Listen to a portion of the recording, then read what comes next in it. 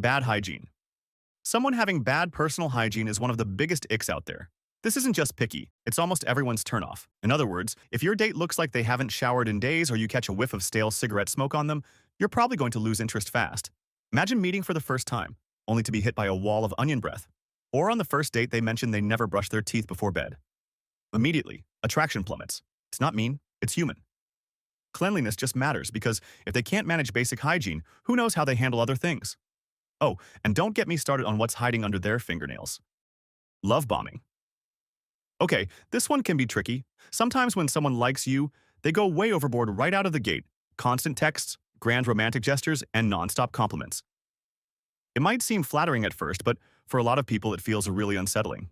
They may just seem keen, but it can be too much. When someone showers you with intense attention as a first impression, it can feel manipulative or fake. You're not even sure you actually like them yet. Then, just as suddenly as their adoration arrived, they ghost you. Then you're left wondering which version of you they were actually into, and whether anything they did was real.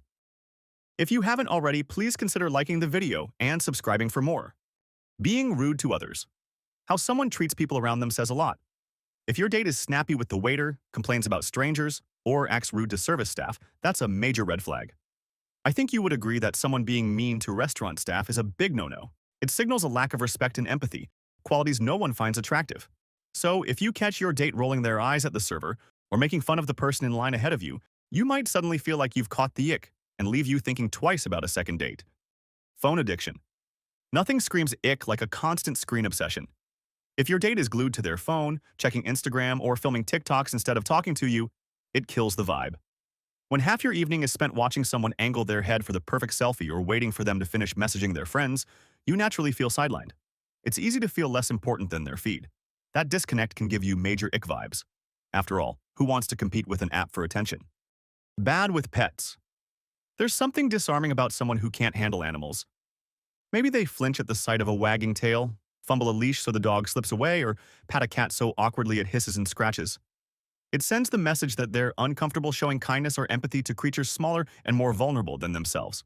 Watching them mishandle a pet instantly kills the warm, fuzzy vibe, or they scoff, "I'm just not an animal person," and shoo the curious cat off their lap like an unwanted pest.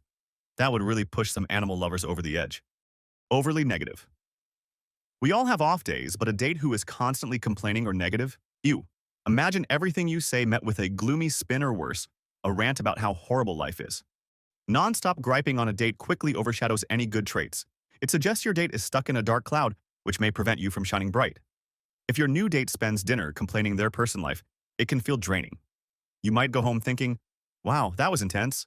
Instead of feeling uplifted or amused, you're just exhausted by the negativity. It's hard to stay attracted when the whole night feels like a vent session. Talking over you. So you're mid-story and your date cuts you off to talk about themselves, yet again. Ugh, instant ick. It feels like you accidentally signed up to be their therapist for the night, right? When your date starts to monopolize the conversation without showing any real interest in you, it makes the date feel totally one-sided. It's a turnoff when someone never asks about you or only talks about themselves. Being overshadowed by someone who never lets you talk? It's a classic ick. You might finish the night wondering, did they even care I existed? Leaving a date feeling ignored or like you've given free advice is a sure way to catch the ick. Breadcrumbing. On the opposite spectrum from ghosting, breadcrumbing means someone tosses you just enough flirtation to keep you hooked, but never steps up for a real date. Think of all those likes on your story or random cute texts that never lead to meeting up. Basically, they'll keep you keen with no intention of taking things further. Maybe they always text, "We should hang sometime," but every time you try to set a date, they go MIA. You're left chasing plans that never happen. It's frustrating and makes you feel like the backup option, which is never cool. If someone keeps leading you on with no follow-through, it can make you lose attraction fast. Moving too fast. We get it, physical attraction is fun. But some people jump straight into the deep end way before any real connection is there, instantly backfiring. Moving things too fast can be a huge turnoff for some.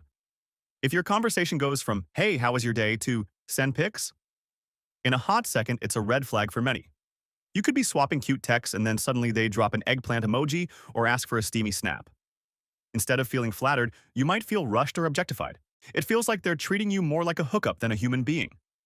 Taking it slow and reading comfort levels is key, or else someone might shut down entirely. Eyeing up others. Here's one that hits hard in a date scenario. If you're spending time with someone and they can't stop oogling or flirting with others, it's a clear ick. It makes you feel like you're not enough for them. Picture having dinner together while your date is scanning the room for more attractive people or giving others the side eye. Pretty insulting, right? Not only is it rude to you, but it shows a lack of respect and commitment. It can spark insecurity in yourself and that trust starts to evaporate. Bottom line, if they're more into everyone else around you than into you, you better get out, quick. Gross habits. Little grooming habits like nail biting, loud chewing, or picking at something can make your skin crawl. Seeing someone dig under their nails or chow down loudly can instantly break the mood. If your date is constantly crunching chips with an open mouth or picking their nose at the table before swallowing that booger, and you're not into it, it might be a sign for you to cut things off. Try looking them in the eye again after witnessing that. It sounds silly, but these little habits can really stick in your mind and on your nerves long after the date ends. Messy apartment. Ever been invited over and immediately spotted 3-day-old pizza boxes on the floor? A messy or downright filthy home can make you want to run back out the door. Dirty living space can be an instant turnoff, especially when thinking of long-term dating.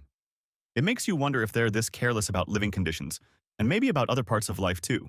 If being taken upstairs and you see piles of laundry or grimy dishes in the sink, you'll probably think twice about taking your top off. That's because a gross apartment can make a date feel yucky instantly, but it suggests they aren't ready for something serious. Entitled behavior. When someone acts like the rules don't apply to them or they deserve special treatment, it's a huge red flag. Imagine your date orders a fancy dinner and then drops, "Oh, you don't mind paying?" with a smirk. Or they dismiss you doing them a favor by saying, "I didn't ask you to do that." Those attitudes can really make someone lose attraction. Sorry, Karen, no one likes a big ego. It's much easier to want to date someone who treats you like an equal, not a servant. Pet names. Getting called babe or sweetie too quickly can definitely be too much. It's sweet when it's genuine, but hearing a super cutesy nickname on a first date can come off as cheesy or insincere. You barely know each other, and suddenly the pet names start flooding in? That can make things awkward fast. You barely even remember their real name, and you're already drowning in nicknames. I'm not sure a second date will be arranged. Stuck on their ex. This ick is as obvious as it gets. When your date can't stop talking about their ex, every story somehow circles back to them, or they're constantly comparing you to the ex. It gives vibes that they're not really over the past relationship. It's hard to feel any new sparks when half their energy is focused on my ex this and my ex that. Imagine asking about their weekend and they reply, "Oh, it was chill, which reminded me of that time my ex and I went hiking." Or during a date, they casually mention how their ex used to love the same movie you just saw. These constant ex reminders can instantly kill any vibes. Ultra big red flag.